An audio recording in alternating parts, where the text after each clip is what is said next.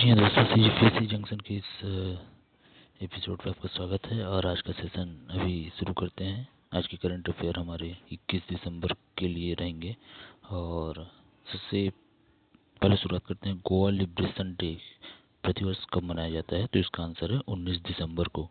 अभी 19 दिसंबर को Goa liberation day के रूप में मनाया गया। ठीक है, गोवा की एक तरीके से स्वतंत्रता दिवस इसको मान सकते हैं। ठीक है, तो गोवा लिबरेशन डे 19 दिसंबर।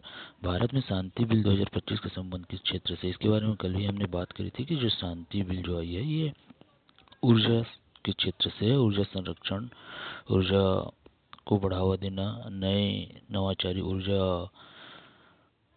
उत्पादन की पीढ़ियाँ विकसित करना, इस तरीके से ये ऊर्जा से रिलेटेड है शांति बिल जो लाया गया है।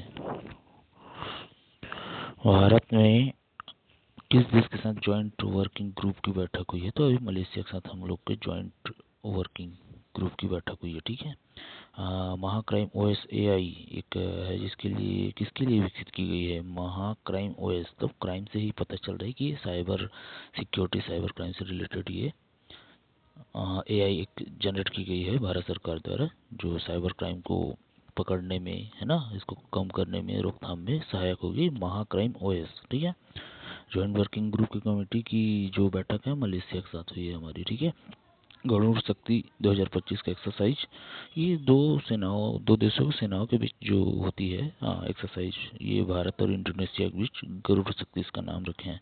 ऐसे बहुत सारे आपको नाम मिल जाएंगे, बहुत सारे देशों में अलग अलग होती है और कई देश साथ में मिलकर भी अपने आर्मी की एक्सरसाइज करते हैं। तो इस तरीके से गरुड़ शक्ति हमको याद रखना, भारत और इंडोनेशिया। ठीक है, साइक्लोनिक स्टॉर्म दितवाह का असर मुख्यतः किस क्षेत्र में हुआ है? तो ये अपना दक्षिण भारत जो श्रीलंका है ना, यहाँ इस क्षेत्र में दितवाह नाम का एक स्टॉर्म आया था, तूफान आया था।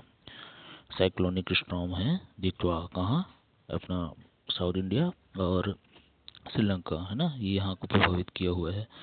दिल्ली में कितने लाल किले के पास विस्फोट कब हुआ? तो दिल्ली में भी लाल किले के पास विस्फोट हुआ है 10 नवंबर को। जी, ये बहुत ही दुखद घटना थी है ना, जिसमें कार में विस्फोट हुआ था, आपने देखा होगा। ठीक है जी।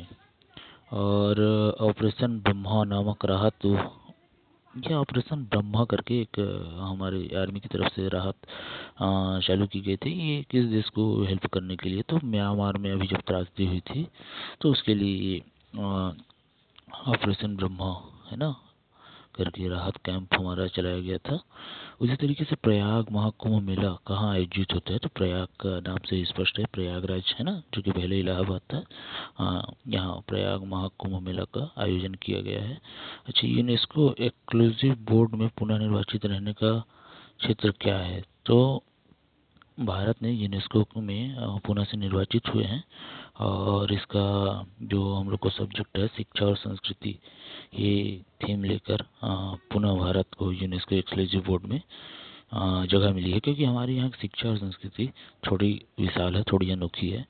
तो यूनेस्को में जगह बनना मिलना जाहिर सी बात है।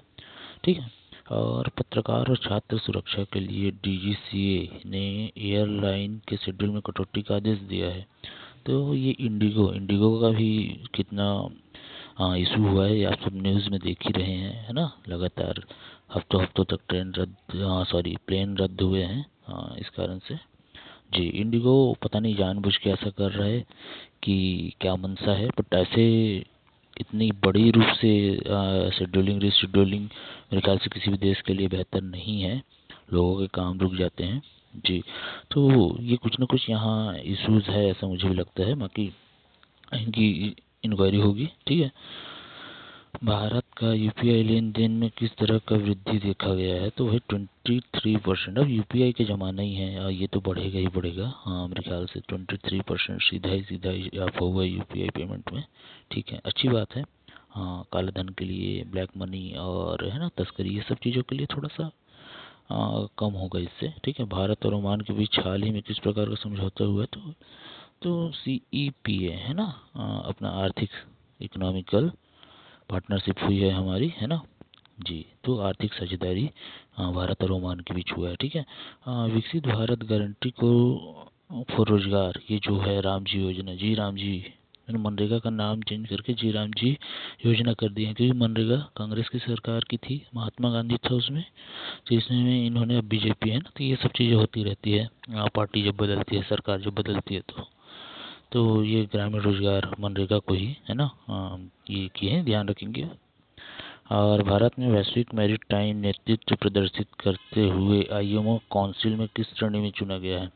तो आईएमओ में कैटेगरी बी के लिए हम भारत को नामित किया गया है, ठीक है। मैरीटाइम मतलब समुद्र से रिलेटेड जितने भी चीज़ें होती हैं, वहाँ की एक अलग ही इनकी कमेटी है, वहाँ भारत को कैटेगरी बी के रूप में नामित किया गया है। इसको आईएमए काउंसिल बोलते हैं, ठीक है, IMA council, international maritime organization, ठीक है जी। एम्स दिल्ली ने किस क्षेत्र में पहला क्लिनिकल ट्रायल किया है? तो एम्स दिल्ली ने ब्रेन स्टेंट, है ना, ये एक ब्रेन का कोई क्षेत्र है दिमाग का हमारा, वहाँ इन्होंने कुछ क्लिनिकल ट्रायल किया है। बेसिकली एम्स में रिसर्च होते रहते हैं और उसी का एक पार्ट है कि ब्रेन स्ट्रेंस का ट्रायल भी शुरू कर दिया गया है एम्स दिल्ली के द्वारा, ठीक है। इसरो द्वारा 2026 के पहले कौन सा मिशन योजना शामिल है? इसरो द्वारा 2026 में जो सबसे पहला अगर मिशन होगा तो हम हमारा गगनयान, है ना, जो इसको अनक्रूड गगनयान भी बोलते हैं, है ना, इसमें ये पहला हमारा प्रोग्राम रहेगा इसरो के द्वारा 2026 में, ठीक है। अच्छा, इंडिया मलेशिया जो जॉइंट वर्किंग कमेटी का जो बैठक हुई है, उसका मुख्य लक्ष्य क्या था? तो आतंकवाद और साइबर क्राइम, क्योंकि देखो मलेशिया में भी क्राइम, टेररिज्म, ये सब चीज़ें प्रभावित करती हैं वहाँ, तो इंडिया मलेशिया, है ना, एक मलेशिया से भी बहुत सारे काले धंधे या ब्लैक मनी वगैरह है इंडिया पहुंचाई जाती है।